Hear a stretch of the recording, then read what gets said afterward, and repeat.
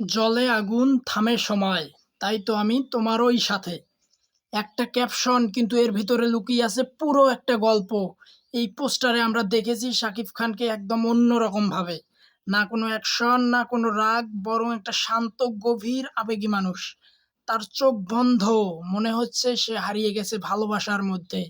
আর পাশে থাকা সাবিলা নূর চোখ বন্ধ করে হেলে আছে শাকিব খানের বুকে। এই একটা ফ্রেমই বলে দিচ্ছে এটা শুধু প্রেম না, এটা শুধু নির্ভরতা। অনেক নিউমারই রিভিউয়ারে বলেছেন এই পোস্টারে শাকিব খান তার কেরিয়ারের সবচেয়ে সফট ও ইমোশনাল লুক দিয়েছেন। কেউ বলছে এটা রকস্টার না, এটা একটা লাভ স্টোরি সিগন্যাল। আরেকটা জিনিস খেয়াল করেছেন, পুরো ব্যাকগ্রাউন্ডটাই ন্যাচারাল গ্রিন, মানে প্রকৃতি, শান্তি, পিওর লাভ। এখানে কোনো কনসার্ট নেই, কোনো স্টেজ নেই।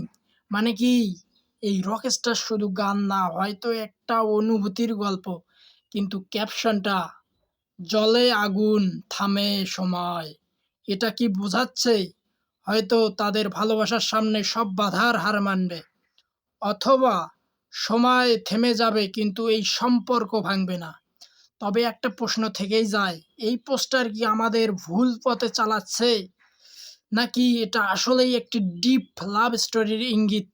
একটা জিনিস কিন্তু নিশ্চিত, এই পোস্টার মানুষকে থামিয়ে দিয়েছে, ভাবতে বাধ্য করেছে। আর এটাই একটা সফল পোস্টারের আসল শক্তি। যদি জলে আগুন থেমে যায়, তাহলে এই ভালোবাসার কোথায় গিয়ে থামবে? রকস্টার, এটা শুধু শুরু।